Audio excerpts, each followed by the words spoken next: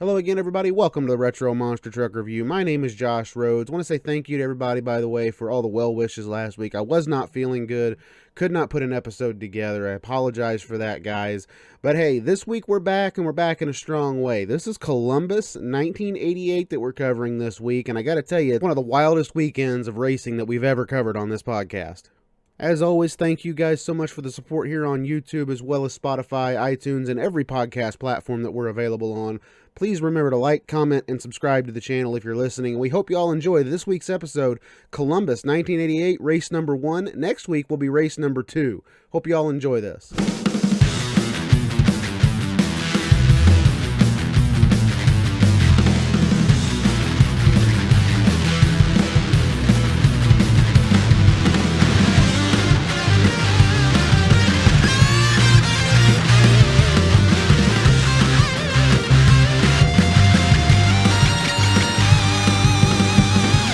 Hello again, one and all. This is the Retro Monster Truck Review. My name's Josh Rhodes. Of course, we've got Matt Stoltz with us here as always. And Matt just came back from the Hall of Fame. And I got to ask you, man, how did that trip go? It went great. I'm still a little bit drowsy. We were up late all night, both nights, having a lot of fun at the Hall of Fame there. Friday night, what a blast, hanging out in the hotel room, watching some old videos. And we were at the Buffalo Wild Wings really, really late. We shut that place down way long after they were supposed to close. So thanks to those folks there. Saturday, the induction, what can you say? The first induction happening at the new museum and Hall of Fame location there in Butler, Indiana. 4 legends going into the Hall of Fame. Bob Holman, the Hall brothers, Tim and Mark Hall. It's only fitting that they go in together because they're such a team that has lasted so long. And Big John Moore with no problem going into the Hall of Fame as well. Yeah, you can't argue that that was a really great class that they had for this year. My timeline on Facebook was flooded with everything. I saw your appearance on Crush This, by the way, so shout out to Dana Gosh for doing that live Crush This there at the Hall of Fame. But the big news to come out of the weekend, obviously, is Monster Truck Wars. I believe tickets are on sale at monstertrucks.fun for TNT Motorsports Unfinished Business that's going to be started. The first driver announced is Mike Wine, and I'm sure for the next few weeks, Matt, we're all going to be speculating on who those next 5 drivers are from the 1990 TNT Monster Truck Series. I think some folks are going to be very surprised and very excited as to who else is going to be in this show. I'm going to try to make it. I can't guarantee it, but we'll see. Easter weekend makes it a little tough for me to get down to Raleigh there, but boy, it's going to be a heck of a weekend. Go the Gorilla made an appearance to help introduce this whole concept of this vintage TNT show for everybody there at the Hall of Fame. So Ryan Lacoste and Mike Harper, Go was there along with Mike Wine, the first driver and truck announced into this show, driving the Jersey Outlaw once again. Yeah, can't wait for that. Also, Jason Rona looked extremely happy to see Go the Gorilla in one of your photos. I got quite a bit of a chuckle out of that. Today's podcast, though, we're talking about a classic event. It was not TNT. It was actually Hart Productions. I know a lot of people, some people necessarily look at Hart Productions and they kind of chuckle at it because of the announcer, Dave Grimm. But there are a lot of really good Hart Productions shows, and Dave Grimm does a fantastic job in this one from Columbus, Ohio. This is 1988. We previously covered Columbus 1992 here on this show, but this 1988 show, to me, is what really put Columbus on the map. It really did, and unfortunately, my friend, I have to go back to that 1992 show and issue a correction. I owe a big apology to the listeners out there. We got the days mixed up. I just found out when we did that. We were basing it off of the mud pit and the way that everything had worn, but turns out the first day was the day the Gravedigger ran. Dennis qualified Friday night. He was the first one to qualify over fresh cars for the show, and I only found this out because they played some of the qualifying footage at the Hall of Fame while we were out there. And boy, I'm so sorry to the listeners out there. We try to get everything right here on the show, but every now and then we get facts in that are contrary to what we thought before, and we will issue those corrections as necessary. So listen to those in reverse order if you haven't already. You'll get to hear some of the information about the Ohio State Fairgrounds, and that's the same place we're going this weekend. This is June 3rd and 4th, 1988. Again, you said Hart Productions, which kind of spun off of TNT here for a little while, and then a lot of those events kind of got integrated back into TNT after Ed Hart kind of wrapped up his individual promotion there. So this was broadcast on ESPN, Challenge of Power, produced by our favorite production company, Bill Lineberger Productions of Victory Films. That it was. And our truck lineup for this is, there's no slouch really in this entire lineup. There are 11 trucks, starting it off with John Breen and Mad Dog. Follow that up with Gene Patterson, Bigfoot 6, Scott Hess, of course, and Hercules 2, and then Steve Hess and Nightmare 2, who we talked about both of those guys recently on this show. Unrelated. Yeah, unrelated, but for some reason they're related in the monster truck world. John Kwasniewski, Buffalo Tremor, Dan Tassone and Star Monster, Bob Breen and Wild Hair, Dale Hancock, Krimson Krusher 2, Dale Hassel, the Ohio Earthshaker, Kevin Dabney, of course, an Alien, and then Tom, I'm going to mispronounce his last name, Bites in Madman. That's how I pronounce it. I think you did it good. Hey, there we go. Hey, I'm not bad after all, folks. Yeah. So going into show one here, we were introduced by Dave Grimm. He's got this a solid Coors Extra Gold hat. They were one of the event sponsors for this weekend, and he's saying we're watching monster trucks tonight instead of pulling with a full field of 15 trucks. I think he may have counted some of those trucks twice because we really do only have 11 here in the lineup in Columbus. Hi, everyone, from the Ohio State Fairgrounds in Columbus, Ohio. Hart Productions presents Championship Monster Truck Racing at its best. Hi, I'm Dave Grimm, and I hope you enjoy the competition tonight because it's not going to be tractor and truck pulling, but something a little bit different. Side-by-side monster truck racing. We've got an excellent course constructed here at the pulling site, and I think you'll enjoy the competition as these drivers line up on the starting line, and then they hit that throttle and head for those cars, and whoever can get to the other end the quickest will be the winner. We've got a full field of 15 monster trucks competing here in Columbus. So sit back, relax, and enjoy the competition. Let's go to the monster trucks right now. Our track here, Matt, is very unique as well. It kind of strikes a little bit of a similarity with the 1987 event that happened inside Louisville's Freedom Hall, as Dale Hancock points out later in this show. We got a starting line with a mini roller. We go over 6 cars. Then we go over another small roller. And then we go over another the finish line, which is 6 more cars at the end of the track. And this is really upsetting the suspension on these trucks. Our qualifying started with me. I don't know exactly. You may have a different broadcast than me, but the first thing I saw on my broadcast was Gene Patterson, Bigfoot behind the wheel. Of course, his head's hanging out the window just like Jim Kramer would at that truck. And Bigfoot takes the number 1 qualifying spot here with a 15.99 second run, and he only had to beat an 18.76 by John Breen and Mad Dog to get it. Gene Patterson, the time to beat, 18.76 seconds. All right. Chevrolet is in the lead right now at 18.76 seconds. Chevrolet's in the lead. Here's Gene Patterson. He's driven a number of different trucks over the years, and here he goes now in Bigfoot. Oh, that first one was a tough bounce. He's up and over now. Look at him go! Look at him go! Come on! Look at him go! I'll tell you. He's got to beat 18.76 seconds. He hits that mound of dirt. Here he goes. Up and over. Look at that! Oh, wow! Wow! Gene Patterson with Bigfoot, our fastest qualifier so far. Listen to this, 15.99 seconds. Yeah, and I looked at a couple different versions of this show, but some of them are on YouTube, and then I had some in my personal archive as well, which unfortunately wasn't good enough quality to put up on my YouTube channel. But I can run through some of the qualifying highlights here from day one. The first one they showed was Mad Dog. Dave says this is the truck that everybody's watching tonight. John Breen puts in a pretty good run, despite Dave saying he's got engine trouble, and John jumps a set of cars, kind of normal. Of course, Dave Graham loses his mind, as he does. As he does. Yep. He's off to the side, the Breen Boys Racing Team. He's got problems with his engine. Mad Dog has got problems with the engine. This is one of the lightest. Oh, look at that! Look at him fly over! Wow, wow! Oh, my word! The official time, 18.76. I timed it around 15 seconds. The curiosity of timing clocks continues here on the Retro Monster Truck Review, especially after our episode there in Chicago. And then we see the Hercules run, which unfortunately I don't think is on this YouTube version that we're going to be able to link to the podcast. Man, Scott Hess goes full bore over the first set of cars, breaks the rear tie rod when he lands. Next up in the time trial, Scott Hess with Hercules. Even though Scott is one of the youngest monster truck drivers, his skill at driving on the edge is second to none.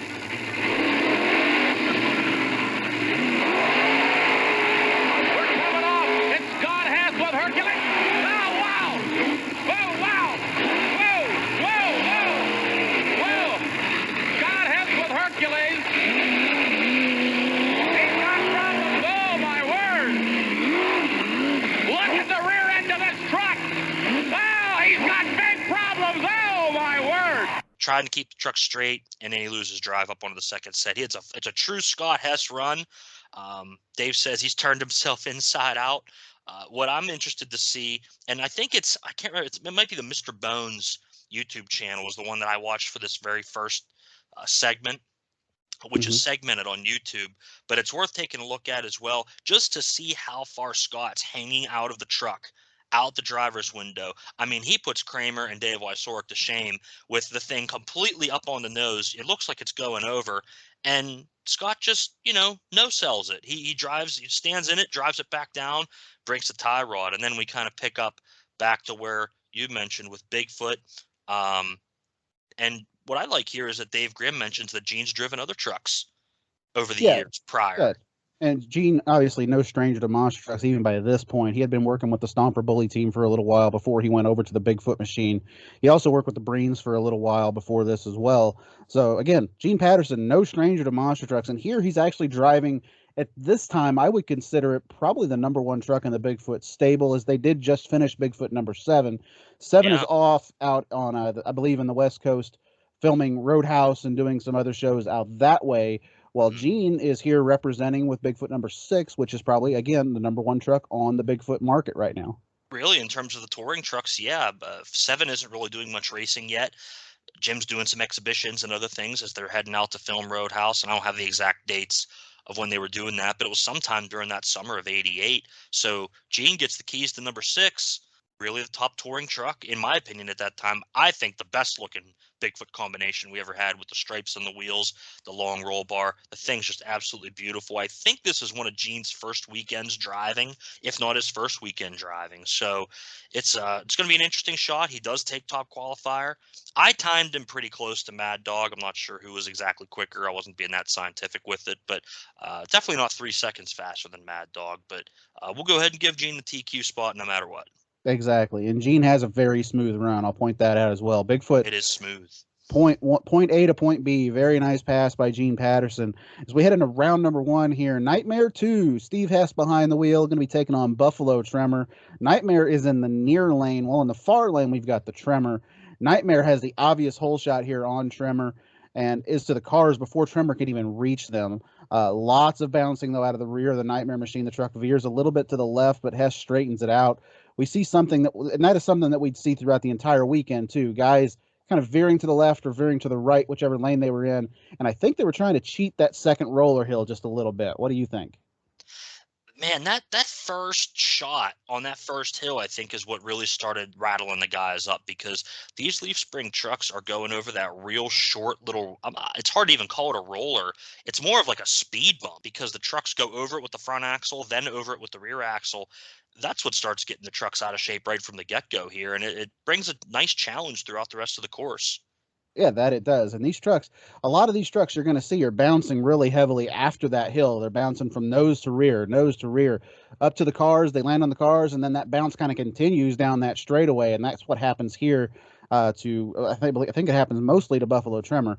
But Hess actually has the smoother of the 2 runs here. He's going to go on to take the win. In his interview with Dave Grimm, he explains that Dave actually explains that Scott's one of the great guys out here on the circuit. Steve is one of the great guys out here on the circuit. Steve says he's really happy with the truck's performance. Dave asked him about the secret of monster truck racing, and of course, Steve's going to reply basically what everybody would say at that point: drivability and keeping his eye on the track. All right, here they come now. It's going to be Nightmare going against the Buffalo Tremor. Here we go now. Nightmare against the Buffalo Tremor. You saw Nightmare up at Jack Maxton Chevrolet today. You'll see him there tomorrow. Here he comes, side by side. Here they go. As they come across the cars, here goes Nightmare. Up and over. He's beating the Buffalo Tremor so far. There comes the Buffalo Tremor. Nightmare 2 is on his way. Here they go. Nightmare 2. Steve Hess up and over, and he wins it. Yeah. All right. Oh, and the Buffalo Tremor is trembling, and oh no, it looks like he has stalled again. Here he comes, ladies and gentlemen, your winner in the first heat here tonight. You saw him at Jack Maxton today. Here he is, you'll see him tomorrow. Nightmare 2, Steve Hess.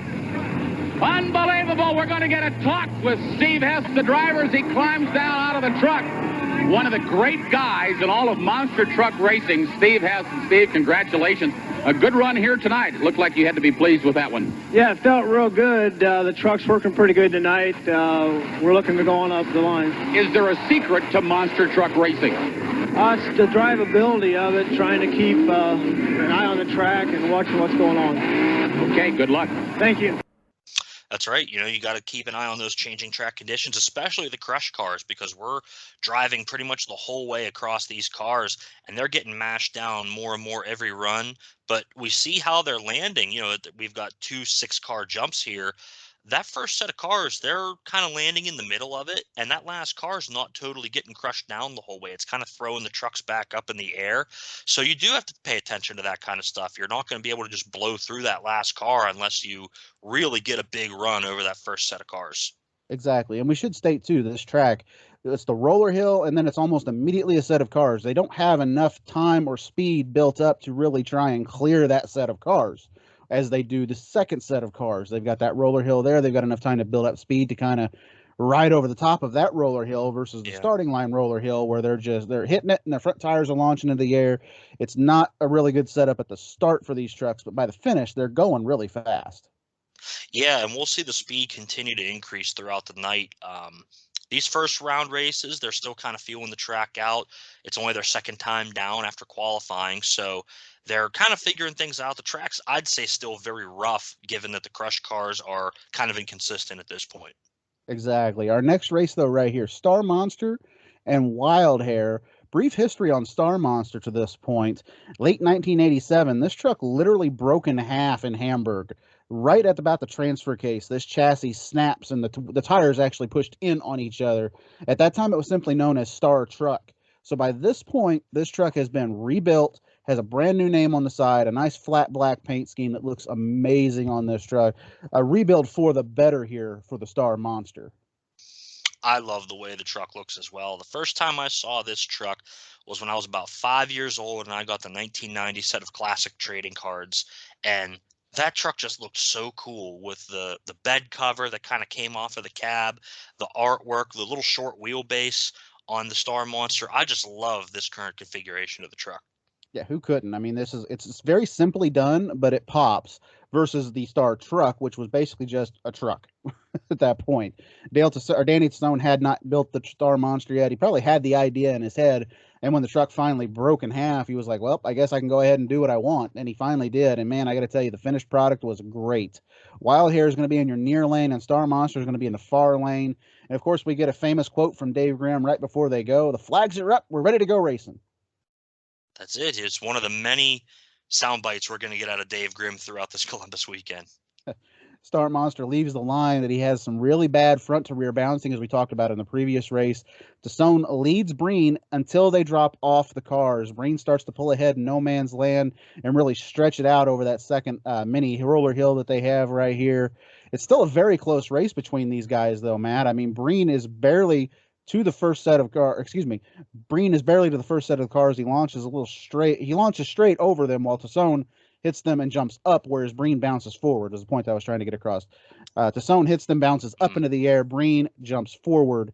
And I think that's really the difference as we get at the very end of this race. Another Dave Grimm quote. Yes, yes, yes. Woo! Star Monster, driven by Dan Tassone. It's a GMC pickup, a 355 Chevy small block, turbo 400 transmission, going against the truck they call Wild Hair. This is the new truck out of Jefferson City, Missouri, driven by Bob Breen. It's an 86 Chevrolet, a stock 454 Chevy, a 400 automatic transmission. Now, this is going to be interesting. Star Monster, Dan Tassone, going against Wild Hair in that wild green paint job. The flags are up. We're ready to go. We're ready to go racing. Here comes the green. We're off. We're off. Here comes Bob Breen. Bob Breen had a tough time off the line. Here comes Star Monster. Star Monster. Oh, Bob Breen has caught up. Oh, look out. Bob Breen is coming down. There goes Bob Breen. Bob Breen's having trouble coming over. Here he goes. Up and over. Yes, yes, yes. Woo!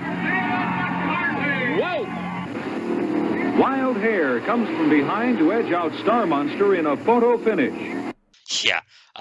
Grimm gets excited for the close races for sure. And I think the difference here really, again, as we talked about, is how the trucks come off of that first set of cars. Wild Hair kind of takes a sideways bounce, but gets settled down okay. Star Monster takes a little bit rougher ride, and when they both hammer down through no man's land and over that second roller, that's where Wild Hair makes up the time.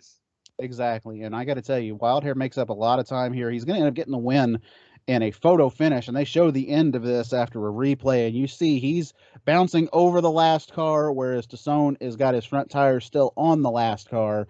And that's where your win comes from there for the Wild Hair Chevrolet.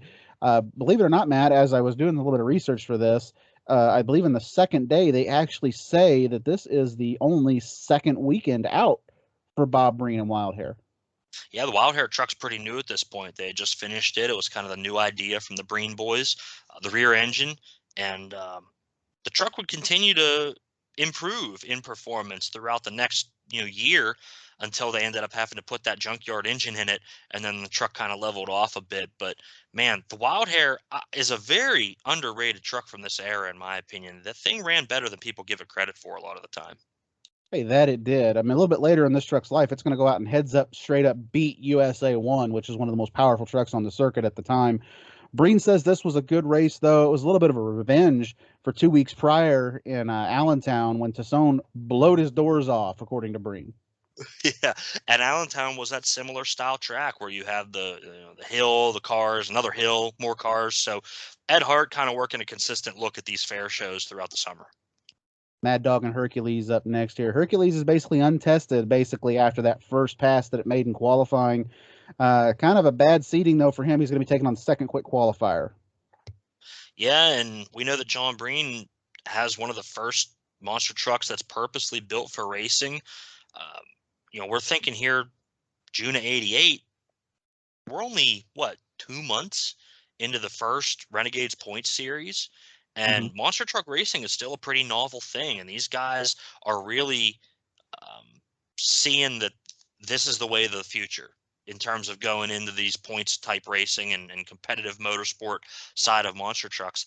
Mad Dog is one of the first trucks specifically designed for that purpose, and we see it here. Scott Hess's Hercules at this point, as hard as Scott pushed it, still kind of more of a show truck with all the KC lights and the big lift and the uncut Firestone tires. And we know that he's got mechanical issues here, but even still, I don't know if, even with his heavy right foot, if he'd have been able to beat Mad Dog in this run. Yeah, I don't know that he would have been either. I believe the truck is it's just not designed for racing here, even though we know Scott Hess basically only knows one gear, and that's fast with his right foot to the floor with that truck. But here, obviously, some breakage has hampered the Hercules truck. Mad Dog's going to go on, just basically take an easy pass right here. John, basically at the end of the race, says, hey, I expected him to run hard. He runs hard every single pass. And then he echoes what his brother said in his interview. He says, you don't want to get flying any higher than you have to over the cars. Of course, Bob Breen had stated in the end of his interview that the fast way to get down this track is to keep your tires low over the cars and not fly through the air. John does that same thing right here. But then again, he doesn't have to really push it, as he knows the truck in the right lane has issues. Up for the third heat, John Breen and Mad Dog. They had an excellent qualifying run, finishing with the second best time. Breen's competition is untried so far tonight.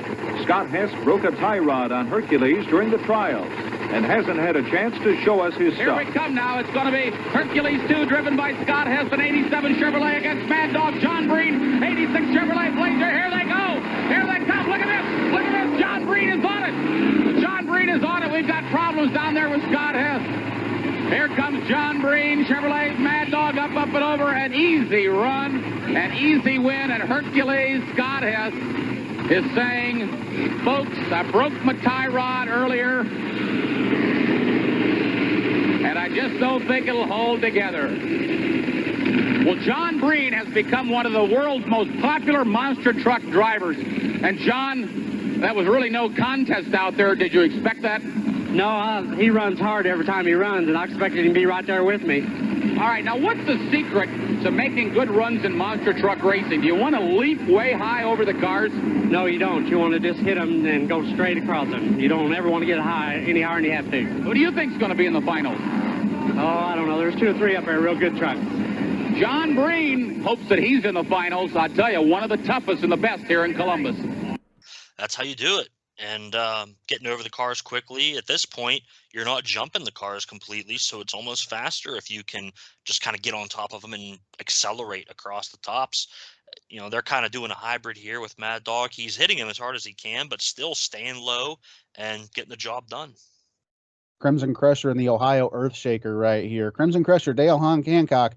Last time we spoke about him on the Retro Monster Truck Review was when Colby Marshall was on the show, and we talked about Cleveland 1987 and that, quote, unbelievable crash that he had when he beat Bigfoot, and the whole front end just said, nope, I'm done, and breaks the tie rod, breaks the front end of the truck, unable to continue the rest of the night. We've also talked about him on this show, and we talked about Louisville in 1987 with Doug Welker on the show whenever we had probably the race of 1987, Matt, and that was inside the Freedom Hall, and these guys are racing side by side with each other. Neither one of them lets up, and of course the famous end over end happens at the end of the track for the Krimson Krusher. Yeah, and that warrants the new 88 body style for the Krimson Krusher here. Dave Grimm calls it out as like a 60s Ford, but little old on the spec sheet there, Dave. We've got the new body here. He's had it for about 9 months, and the Krimson Krusher, always a unique performer because he's got those dual tractor tires. Exactly, and honestly, those dual tractor tires can help him out in certain situations. He's able to jump up onto the cars and do exactly what the Breens were talking about, and that's jump up onto them and just drive straight across them. He's going to have minimal bounce because of the tires that he has, and I think that's a very big advantage in his favor. Well, yeah, without the flotation style tire, it allows the suspension to do what it's designed to do, and we kind of see it on this run. I'm just going to talk about the run of Krimson Krusher, and then you can cover the race side of it. But as Krusher comes off of the cars and off of the ramps, you can see how much the body is cycling up on top of the chassis, whereas normally you'd take up all that bounce with the tires. So the combination's working for Hancock, at least the way that he intended.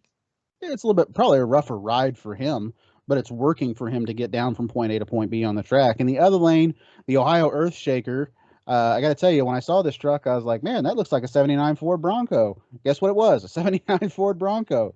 Despite all that and looking similar to No Problem, it's really outmatched here against Krimson Krusher. Krimson Krusher has virtually no bounce over the first hill as the Ohio Earthshaker struggles after its initial hit. Lands pretty hard on the front end. It appears he hit the brakes to come down pretty hard over that first roller, and from that point on, that's really the only mistake that Hancock needed as Krimson Krusher just scoots on to victory. All right, that's going to bring up now Dale Hancock and the Krimson Krusher in a 1968 Ford with a 460 cubic inch Ford engine going against the Ohio Earthshaker, Dale Hassel, in a Ford Bronco 79, a 460 Ford. He's got 66-inch high Goodyear Terra tires. Here they come. Ford against Ford. Here we go. We're up and over. They're on their way. Krimson Krusher out of Evansville, Indiana. Ohio Earthshaker out of northeastern Ohio. The Krimson Krusher is going to win it hands down. The Ohio Earthshaker has got problems. The Krimson Krusher is going to take it easy right out the back door. And the Ohio Earthshaker was not shaking and pounding the earth here tonight in Columbus. Yeah, the difference here again, as we've talked about, that first hill, with Krimson Krusher being able to get over it quickly and not taking the big bounce with those tractor tires, that could, give Dale Hancock a little bit of an advantage here on this track in Columbus. That it could. Like I said, OES from that point, Ohio Earthshaker, just crawls over the cars while, much like Scott Hess did earlier, it almost looked like he was having a mechanical issue as well. Unfortunate for him. Next, though, we move into Nissan versus Dodge, something you never really saw back in the day. We've got the Alien Nissan versus the Madman Dodge. I got to tell you, interesting pairing here because Alien is exactly what it looks like out there. It's something you would have never expected to see. It kind of looks exactly like the name implies, as an alien. Appropriately named here Nissan King Cab. Completely different look than any truck on the circuit. Red and white. Had a giant... We talk about Heartbeat having a spoiler on it. This thing wins the spoiler award, and I'm pretty sure it makes NASCAR Gen 6 cars jealous for the size of the spoiler on the back. This thing is mega downforce. I love everything about Alien, from the wing, as Army Armstrong would say, to the small block Chevy power, to the giant logging tires that are on the truck at this point. Those things are heavy, and it's amazing that they were able to make the truck run in so many cases with a small block engine pushing those big tires. But tonight here in Columbus, the small block's not going to get it done. Problems right at the starting line for Alien. Yeah, Alien, of course, sporting 80 by 40 heavy-duty, deep tread Firestone tires compared to most of the trucks in the field running a 66 by 43 Goodyear. The only truck that was really different was Krimson Krusher in the previous round with the dually tires setup. These tires, if you're an RC fan, remind me a lot of the Juggernaut tires, just thinner. Yeah, I mean, that's what people used to always use in those replicas of trucks that used that style tire. And we can't discredit, though, Madman in the near lane putting together a pretty good run from Tom Bites here. He attacks the second half of the track pretty hard despite having a big lead over the Alien truck. Here we go. It'll be Kevin Dabney out of Florida against Tom Bites out of Pennsylvania. This ought to be a showdown. Nissan against Dodge. Here we go. The green flag is up. Let's watch. Get ready when it drops as our camera crew comes down to film it for ESPN. Ronnie Hughes, our starting flagman out there. Here comes the green flag. We're racing. Oh, no. And here he goes. Madman is on it.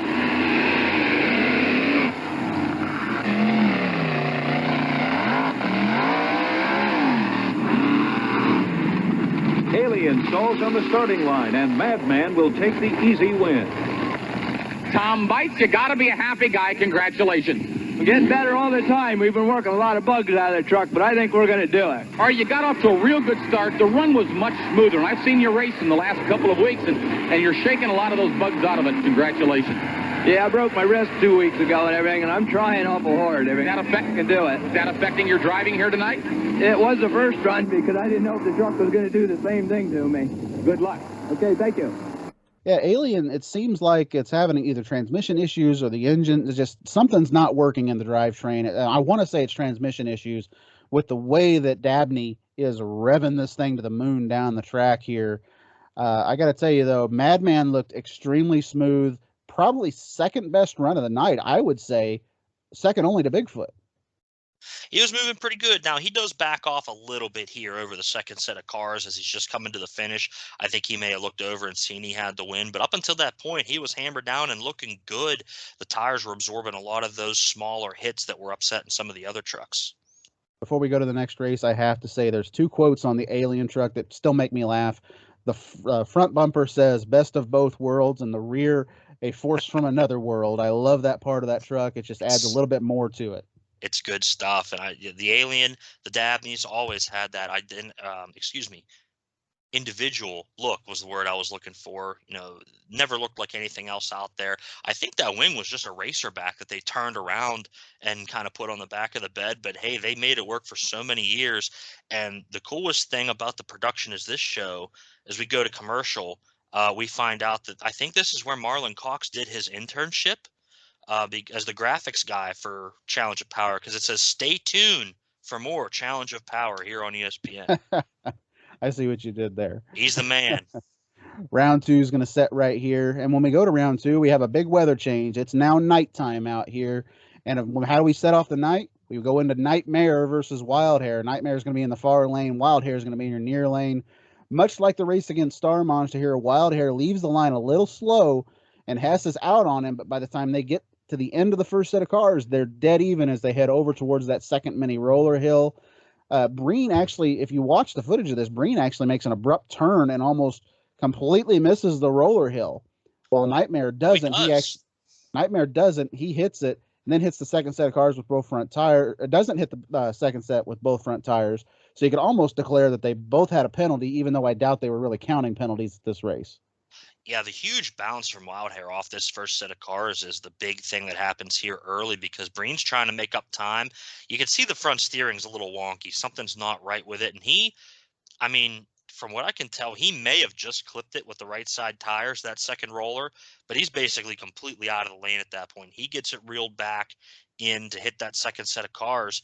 And then you see Nightmare on the other side. He barely clips the set of cars with his right tires. So it could go either way. Who do you disqualify? If you disqualify one of them, probably both, or assign penalties or however you do it. So either way, it kind of evens out, and Nightmare ends up being declared the winner regardless of the circumstances. It'll be Nightmare number 2, driven by Steve Hess out of Roanoke, Indiana, going up against Bob Breen, who's no newcomer to this sport, but it is the new truck called Wild Hare. Remember, this is a Chevrolet with the engine in the bed. This ought to be a real close heat. Let's go to the competition right now. All right, here they come now. Pick your favorite. Chevrolet against Chevrolet. Here we go. Bob Breen got off to a slow start. Here comes Nightmare. Steve Hess. Steve Hess is taking the lead, but here comes Bob Breen. Here comes Bono. Bob Breen. Here comes Bob Breen and Wild Hare. Look at it. Look at Steve Hess. Up and over. Steve Hess missed the car. Oh, I don't know. Yep, Nightmare goes on to take the win right here. Steve didn't know if he won or not. He said Bob ran him hard. He said he thought Bob was going to catch him at that point. But honestly, when you look back at the footage, Hess is he's on the throttle a lot harder. And I think that the bounce that Wild Hare had and the fact that he had to turn to miss that roller hill a little bit, I think that's what really cost him speed. It actually drained the truck from power a little bit, whereas Nightmare is just going straight as an arrow. Well, and Wild Hare doesn't get completely over the cars on that last jump either and kind of stuffs the nose in, whereas Nightmare, having missed the cars, kind of continues his forward momentum. So I think if Hess would have hit the cars with both front tires, he'd have lost the race anyway in that case, because the cars would have slowed him down as much as they did for Breen. Breen was making up time until he hit that last car and just almost stopped his momentum dead. Krimson Krusher, Mad Dog. Last time these two raced each other, Matt, was what I said was the race of 1987 inside the Freedom Hall in Louisville, Kentucky, whenever Krimson Krusher went end over end. Winner here in the semifinal gets to go to the semifinals to take on Nightmare. Mad Dog's going to be in your near lane, Krimson Krusher in the far lane. And I got to tell you, whole shot goes to Mad Dog, but he has a really bad landing off the first set of cars. Yeah, that ends up being the difference here. It's a really awkward landing, and you can tell that something goes wrong either with the truck or with John, because it takes him a number of seconds to kind of get himself gathered back up. He's heading straight off that first set of cars, but I don't know if he was disoriented or got knocked in the head with that tight roll cage or what, but man, Mad Dog just did not recover, whether it was the engine loading up or something. It doesn't look like his head hits the roll bar, but in the meantime, Krimson Krusher just kind of glides on past him and going to get a little bit of revenge for that night there in Louisville. He's going to take the win over the Mad Dog. The winner of this next heat will face Nightmare in the semifinals. Krimson Krusher is running good tonight, but Dale Hancock will have to knock off Mad Dog to stay alive. Because of Hercules' breakdown in round 1, Mad Dog hasn't had to run with any competition yet. But John Breen will have his hands full on this trip because the Krimson Krusher is spoiling for an upset. Here comes Mad Dog on the west line. Oh, Mad Dog really pounded it hard. Here comes Krimson Krusher. Mad Dog has got problems. Here goes Krimson Krusher. Here goes Mad Dog. Krimson Krusher's going to win it. Krimson Krusher's going to win it, but Mad Dog is right on his heels. Dale, come on into our ESPN microphones. A great run, but did you feel you had an advantage tonight? No, as a matter of fact, I was a little shaky. The last time I ran, John Breen, was last October, I believe it was, when you all seen me flip end over end on ESPN, and the conditions were set up identical. I had the right lane, he had the left. It was the same round. Everything was lined up the same, and it was a little bit shaky. It was an eerie feeling. Congratulations. I tell you, I don't want to be in that kind of situation. I'll let the driving up to you pros. Okay, thank you. Dale Hancock wins it from Evansville, Indiana, and he continues on here at Monster Truck Racing in Columbus, Ohio. This race is where it really started to set in for me that there was going to be a hole developing in that left lane's first set of cars. About the fourth and fifth car in right there are so smashed down, and the end car is still, like you were talking earlier, is still up. There's a hole developed right there, and anybody that digs their left front or right front into that hole is going to have a bad time in that lane. Yeah, and we see it here. It's too much to overcome when you take that bad bounce. And Krimson Krusher going to go on to the next round. And Dale talks about that crash in Louisville the previous year. So I think he's happy to have that behind him because the circumstances, according to him, were the same lanes and similar type of track and same competitor. And I'm glad he was able to get that behind him and move on to the next round. Got the proverbial monkey off his back right there, I guess you could say.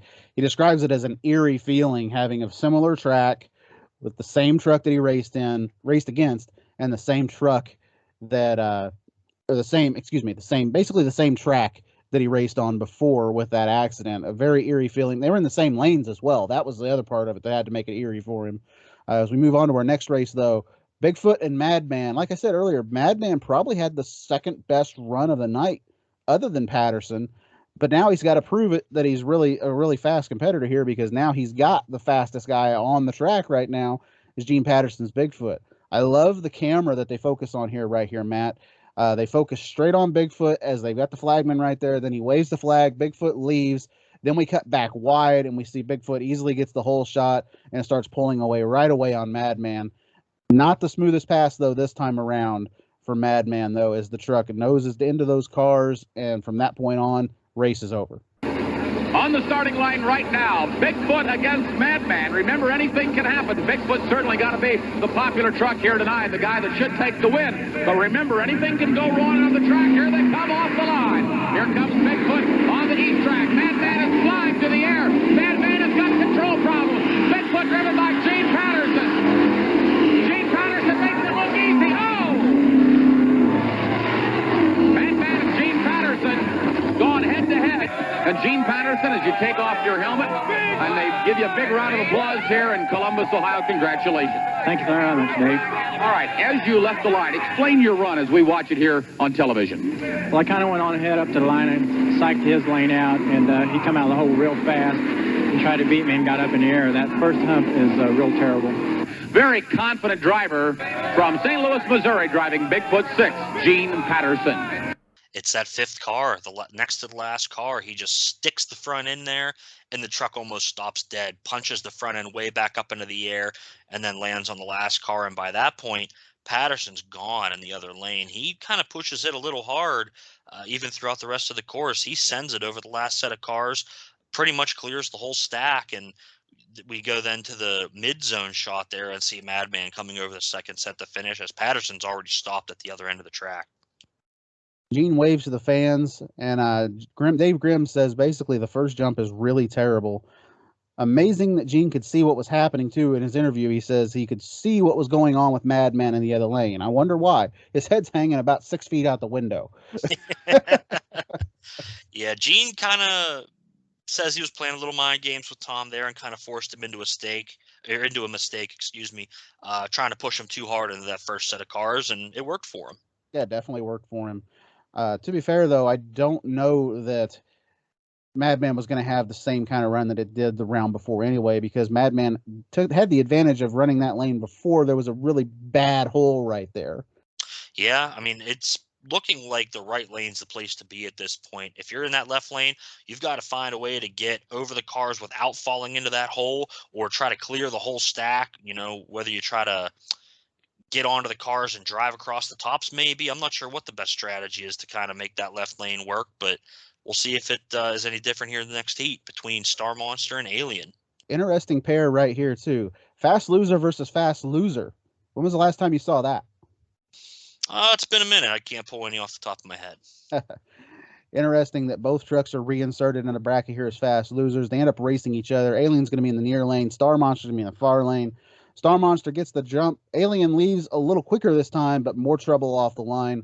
Star Monster takes the win. He'll take on Bigfoot in the semifinals, but really the story here is Alien and Dabney just revving this thing to the moon down the track, smoke pouring out of the engine as Dave Grimm says he's got a hot engine. Star Monster and Alien. Here we go. Star Monster and Alien. Once again, we want to remind you, please stay back behind the wall. As Gene Patterson drives Bigfoot 4x4x4 off the track. Star Monster and Alien. Star Monster will be driven by Dan Tassone. Alien driven by Kevin Dabney. Dan Tassone on the left track. And Star Monster, and now he gets the jump. And you can see Alien having problems off the line. Alien's got all kinds of problems with the Nissan. Here comes Star Monster, making it look easy. Alien's got problems. Oh, Alien supercharged engine. Oh, Alien's fire. Alien's got a hot engine. Oh, my word. You can't say he didn't try. Dabney had that thing pinned the whole way down the track. I don't know if he was just frustrated with the performance of the truck on this night, but he was trying to come back and make up some time on Star Monster, just too much to make up. He finishes the run, and smoke pouring out the back of the alien Nissan with the Chevy engine. Nightmare and Krimson Krusher, your first semifinal match right here. Krusher is going to be in the near lane this time, and Nightmare is going to be in the far lane. As Dave Grimm says, red versus red right here. Really, honestly, this race should be, on paper, fairly close. These are two of the top trucks in the country in 1988, as far as I'm concerned. Yeah, they're two of the most popular, and going into this race, it's hard to say who's going to win. I'd have to give the on-paper edge to Nightmare just because he's in that right lane, but anything can happen here. We'll see how the race goes. They're even off the start. Both trucks over the first roller are dead even. Nightmare begins to stretch the lead, though, through that no man's land and over the second roller because of his hit over the cars. He has a very nice hit over the cars. A little bit of a struggle on Krimson Krusher, but once they get down into no man's land, it's really Krimson Krusher getting outmotored from that point as Nightmare will go to the final round. It's not as close of a race as we would have thought, but it is still pretty close. I got to admit, I would not have expected Nightmare to pull the advantage that it did through no man's land. All right, here we go now. Two of the best monster trucks in the world today, ready to do battle. Remember, one of these will go to the finals tonight. Nightmare against Krimson Krusher, red against red, Indiana against Indiana. Here we go, we're off the line. That's a good start for both trucks. Here comes Nightmare, here comes Krimson Krusher. They're on it right now. Here comes Nightmare, here comes Krimson Krusher. Nightmare is on it. Nightmare is on it, up, and over. Oh! Nightmare Chevrolet wins that. And Chevrolet puts it on the board here tonight. Here comes your winner right now, Steve Hess and Nightmare. He did. He pulled. That's the difference. Coming off that first set of cars into the straight stretch there, Krimson Krusher gets about as good of a run over that set of cars as you can expect. With that big hole, he kind of glides over it, but just not enough. The big motor in the Nightmare machine able to get it done for Steve Hess going to the finals. Steve also says right here in his interview, hey, we blew a tire in round two. We didn't specify which tire it was, but one of these tires does not have the same amount of air as the other three, and that could affect Nightmare going into the final round. Well, we'll see if they can get any more air in that tire or not. Regardless of who he's up against, it's going to be an interesting matchup because he's going to be up against the Ford. We know that. He's going to have to represent that Chevrolet camp going into the finals. Is he going to face Bigfoot or Star Monster? Out of all the trucks here, Matt, these two are, in my opinion, the absolute best looking, with Nightmare coming in a very close third, by the way. Bigfoot number 6 taking on Star Monster here. Just two very clean looking vehicles. Bigfoot, of course, in the far lane, exactly where it needs to be.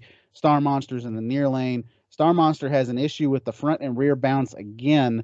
And I got to tell you, Bigfoot, from that point on, all it took was that little bit of a bounce to cost Star Monster the win here against Bigfoot. Bigfoot's suspension far superior in the other lane, and Gene is able to take it again, point A to point B, straight as an arrow. All right, here we go now, Bigfoot and Star Monster. Bigfoot and Star Monster. This ought to be a battle, no question about it. Ford and Chevrolet ready to do battle.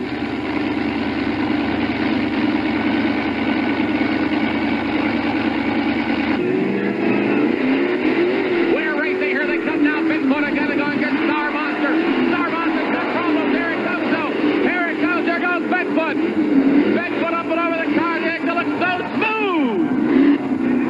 Star Monster can't keep up and has to eat the dust of the big blue Ford as Bigfoot advances to the finals.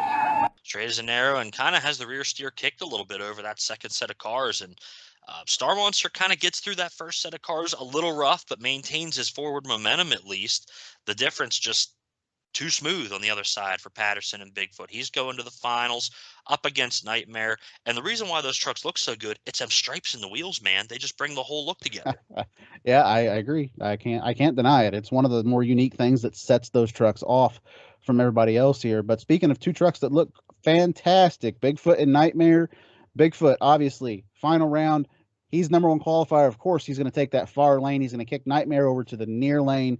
This is Ford versus Chevrolet right here. As we go to commercial before the finals, we hear one fan scream practically at the top of his lungs, Bigfoot!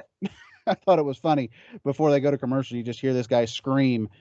Remember, whomever has the best start off the line and has the best shot to win, according to Dave Grimm. Fantastic insight by Dave Grimm right there. And I got to tell you, Matt, even off the line, but immediately we see Nightmare have that dreaded front to rear bouncing while Patterson is smooth in the other lane. Gene jumps and lands on the first set of cars while Nightmare jumps, noses into the cars. And when the tires land off that first set of cars, you see some smoke start to envelope from underneath Nightmare. Mm-hmm. It looks like the steering line has completely gone because you see the front tires just start to wander on the truck.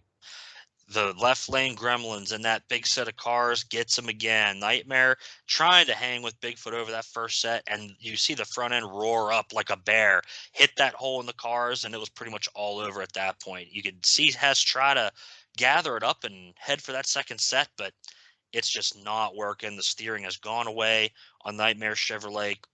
Patterson cruises on to the easy victory night one here in Columbus. And good news for the competitors that were stuck in that left lane all night. At least they're going to replace the cars here for the next week, the next night of racing we're going to cover next week here on the Retro Monster Truck Review.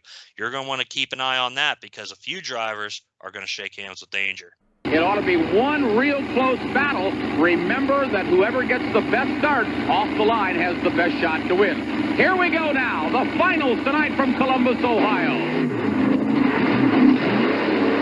We're on the way. Here comes Bigfoot. Bigfoot and Nightmare. Bigfoot and Nightmare. Bigfoot and Nightmare has gone over. Oh, Bigfoot wins it in the finals. Bigfoot wins it. Nightmare will finish number 2. Nightmare gave it his best shot in the finals. Not quite enough. We'll get Gene Patterson over here. Well, ladies and gentlemen, here he is as he crawls out of Bigfoot number 6. Your winner here tonight, Gene Patterson out of St. Louis, Missouri. And they love him here in Columbus, Ohio.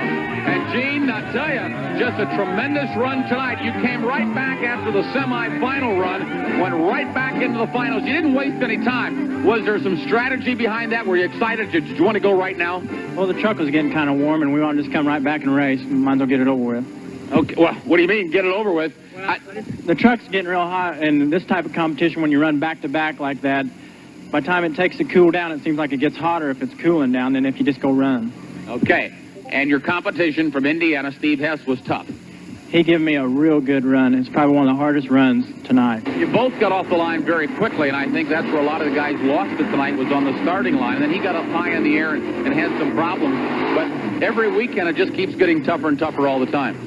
Yes, it does, and he's got a lot of horsepower, and I think everybody had a tremendous amount of horsepower. It just took a lot of judging tonight to win this race. Now let's bring in our runner-up right here. Steve Hess, congratulations. We saw you working on the truck down there or taking a look at it. What happened? We broke either a steering line or a hose. It's broke. We lost all of our steering. I had to back out of it. I didn't want to hurt anybody. Well, I'll tell you, you're a great second-place finisher and a real gentleman at that, and we congratulate you on second place. Thank you. So Steve Hess takes second place here in Columbus, Ohio, but Bigfoot continues to beat them all. No question about it. Bigfoot Gene Patterson, number 1 here at the Monster Truck Challenge Series in Columbus, Ohio. That they certainly are. And I found it ironic here as we get to the interviews. Gene comes right back. They mentioned that Gene came right back to the line after the semifinal. And I think that was a strategy call on his part, Matt, because as we heard earlier from the Nightmare machine, hey, I don't have enough air in one of my tires. I had an issue. Gene comes back straight to the line, and they ask him, hey, why did you do that? And Gene's basically says, hey, you know, if we run it right now, yes, it's hot, but it's not going to get any hotter. If we let it cool down, it's going to get hotter. So he's saying that the Bigfoot truck is going to get warm if they shut it off and let it cool down. Interesting on his part to hear that. Yeah, these engines are finicky. I'm not sure. I think they were, well, they're obviously running carburation, but I'm not sure if they were running race gas in Bigfoot 6 at this point or if they were running alcohol. I don't know those specifics about the truck at that time, but these big engines with the triple carburetors, they're finicky, man. And as long as you can keep them running, however you keep them running, that's how you want to go. So I don't blame Gene for wanting to go right up to the line, get up there, get the race done, or get it over with, as he says. Yeah. And, you know, Grimm's kind of a little bit confused by that. You know, what do you mean? And then Gene kind of explains it a little bit further. And Hess comes down, and they shake hands. which was nice to see there on TV. And Yeah, good sportsmanship. yeah, Steve says he blew the steering line or a hose, and he backed out of it so that he didn't hurt anybody. And again, tune in next week. Well, of course, after Monster Trucks 2000, we're going to have that next week. But then the week after that, we're doing Columbus 2. And boy, some of them guys would have been better to take heed of Steve Hess's Foreshadowing. opinion, because sometimes it's best to just back out of it and not hurt anybody. But we'll get to that eventually. We wrap up the show here in Columbus. Josh, what do you rate this first night of competition in Columbus? Well, honestly, I thought that the broadcast itself, it was very straightforward, much like our Indy 89. And I'm not going to say Chicago, but our Indy 89 episode was also kind of very straightforward as well. They just wanted to put the action out there. And that's what this show was to me. They put the action out there on the track. You saw almost every pass, except for some of the qualifying passes, of course. I really enjoyed the first bracket here in Columbus. I rated it about a 6 out of 10. The broadcast does leave a lot to be desired. However, I do give it a little bit of a pass because of how early on this is in the sports history. I'm going to just rate the total package as a 5 out of 10 because the racing is pretty good. The production is rough. It's not awful. You know, they're kind of doing a lot of quick camera cuts and stuff. But now if you're watching the ESPN Challenge of Power version, which we watched here, it's not too bad. You know, it's watchable. It's good entertainment. If you watch the Wheel Power version, that thing is so cut and with camera editing, and it's awful. Like 1.5 out of 10 on that version because none of it makes sense. There's some still images they stuck in there in the middle of races that don't make sense. Watch the Challenge of Power version that we're going to link here to the podcast when we post it on social media, because that's the version you want to watch. It's a much better broadcast overall. I give it a 5 out of 10 just because a little rough around the edges. We're doing live commentary here, live to tape with Dave Grimm, and there's a little bit of voiceover work done in post, but not very much. So again, as you said early on in Monster Truck TV production, they're doing what they can, and that's all they knew at that point. Yeah, that's exactly it. The one thing that I will state, though, at the end of this show is the fact that this show is, to me, the calm before the storm. Trust me, folks, you'll want to tune in and you'll want to listen to next week's show, Monster Trucks 2000, of course. But after that, obviously, you want to listen to Hart Productions from Columbus 88, Part 2, basically, because what happens in Day 2 is phenomenal. And man, real quick before we head out here, anything else you want to say from the Hall of Fame? Anybody that you met that you would like to talk to? Say, hey, thanks a lot for meeting me and talking to me. Well, I mean, thanks to tonight's winner, Gene Patterson, for sitting with us at dinner. That was awesome. Him and his lovely wife, Susan.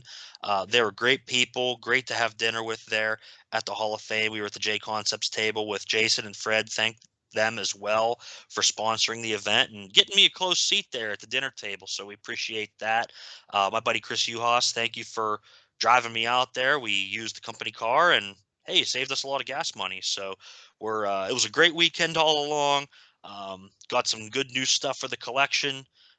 There's always new hero cards and all kinds of stuff out there to be had at the gift shop. So if you're in Butler, Indiana, or anywhere near it, and you're a Monster Truck fan, you got to go and check it out. They're open throughout the week. Make a donation, support the Hall of Fame. They're doing pretty good for this first year of being open and having their own building. They're holding events throughout the year. It looks like they may at some point be able to gather up enough funding to add on to the building and make it even bigger than it already is. So we're really looking forward to that. Support the Hall of Fame. They support the industry and give us a way to get together a couple times a year, all of us Monster Truck fans.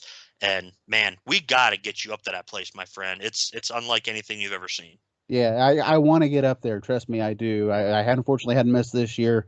I've missed every year, which sucks. I'll put it that way. But I need to get out there to go to the Hall of Fame and to see it. I actually was at the previous building at one point. Bari Musauer, of course, had the Cloudapalooza event years ago that both myself and another racer drove up and attended. And on the way back home, we stopped in at the International Motorsports and Museum Monster Truck Hall of Fame when it was there. And I was astonished by what I saw then. And that was very early on. Now it's a giant building that they have over there, and they want to add more on. And you guys, one thing I want to stress, the more money that these people make with the Hall of Fame, the bigger the building, the more trucks they can bring in. So we want to see some more monster trucks coming in over there to the Hall of Fame. Help it out as much as you possibly can. And always remember, we will see you guys again on the tracks across America. All right, guys. Normally we end the show here with something like a funny quip from Matt after I say we'll see you again here on the tracks across America. But as the day that I'm editing this all together, it's actually the 25th birthday of my stepbrother, Mark Butts. We lost Mark in December of 2018. That was one of the worst Decembers that I've ever personally had. About 2 days before we lost Mark, my grandmother fell and broke her hip. And the day before we lost him, I was sitting in surgery over there with my grandmother trying to make sure that she was going to come out of it okay. When I got home, I'd barely gotten any sleep, and I had to go to work the next morning. And I remember waking up to a phone call very early that morning from my sister, and her telling me that we had lost Mark to suicide. I'm tearing up just a little bit talking about this. So if this gets a little emotional, sorry guys, it's a very personal story. It's just something I felt that I had to share here at the end of this one for some reason. We lost Mark to suicide, and I just want to say, hey, if you guys have any problems at all, there is help out there for you. Never take that route. It hurt our family. It's still something that we go through. We are still in crisis mode, I guess you could say, over that. It's something that's still very, very, I don't even know the wording to say, honestly, about it. It's something that just it tore us all apart. And I still remember that very special Christmas that we had just a few days before we lost him, where he was playing with his son and his daughter when they got their new Christmas presents. Excuse me. But anyway, I want to link a phone number here at the end of the show, 1-800-273-8255. Just want to say, guys, if you have any issues, if you have any problems whatsoever, please seek these people out here from the National Suicide Prevention Hotline, and they can help you as much as they possibly can. Thank you, guys, and we will very much indeed see you again on the tracks across America.